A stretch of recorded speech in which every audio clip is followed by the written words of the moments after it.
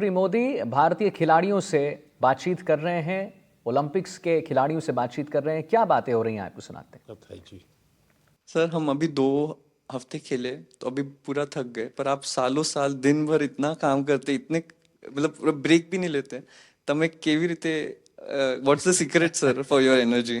आप इतना जानते हो and then also you are open to learning and open to the world, और आप हमेशा हर स्पोर्ट पर्सन को आई थिंक इतने जोश से भर देते हो टू परफॉर्म। और मैं आपसे पूछना चाहती हूँ कि अगर आप हम सबको एक एडवाइस देना चाहो, आप जहाँ चेस को देखना, शतरंज को देखना चाहते हो। देखिए, ऐसा है, जीवन में कभी संतोष मत मांगिए। सेटिस्फेक्शन नहीं होना चाहिए किसी चीज का, वरना फिर नींद आना शुरू हो जाता है। तभी आप आलस 3 आ घंटा जाती है। सोते हैं सर। हाँ, आप सिर्फ 3 घंटा सोते हैं। हमारे भीतर एक भूख रहनी चाहिए, भाव, कुछ नया करने की, कुछ ज्यादा करने की।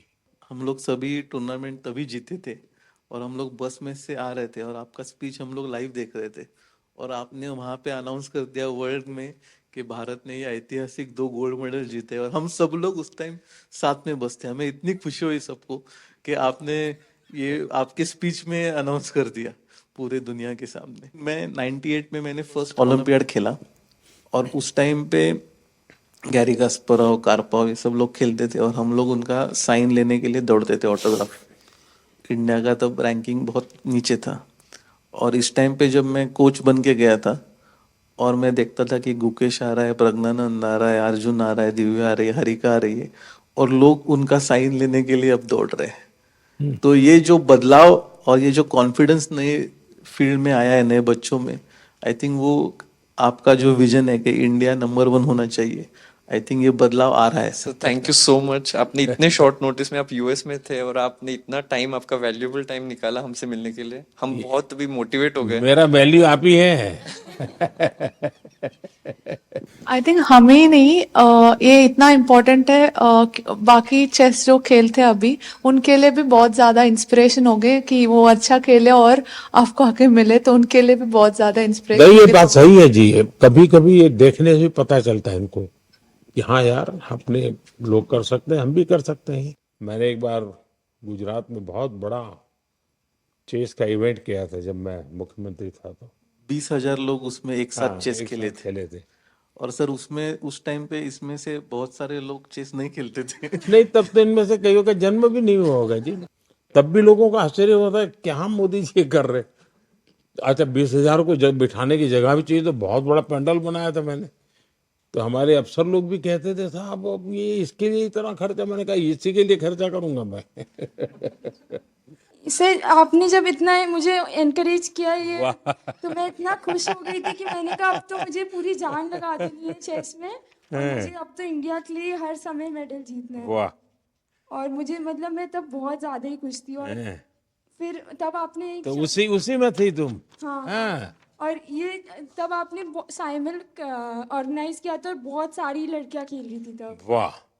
तो उस समय तुम्हें वहां कैसे ले आए थे? तब मैं एशियन अंडर 9 जीती थी, तो किसी ने मेरी मम्मी से कहा कि बहुत बड़ा इवेंट हो रहा है गुजरात में, गांधीनगर में, तो मुझे तब बुलाया था। तो ये मैं रख सकता हूँ ना? Yes sir. सर फ्रेम करवाना था, बट इतना हाँ? फ्रेम करवा के देना था आपको, बट नहीं बेटा, कोई चिंता नहीं। हाँ, ये मेरे लिए बहुत अच्छी मेमोरी है। तो ये शाल रखा है कि नहीं रखा है? यस सर रखा है। है? हाँ, के अच्छे से।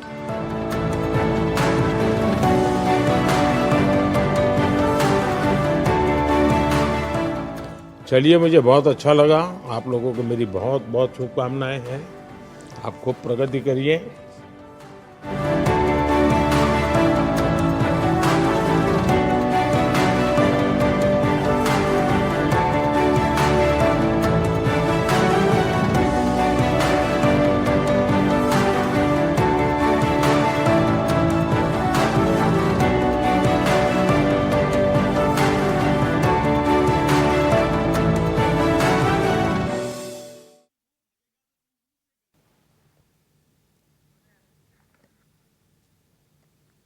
जी हाँ, तो जैसा कि आप देख रहे थे, खिलाड़ियों से पीएम बातचीत कर रहे थे,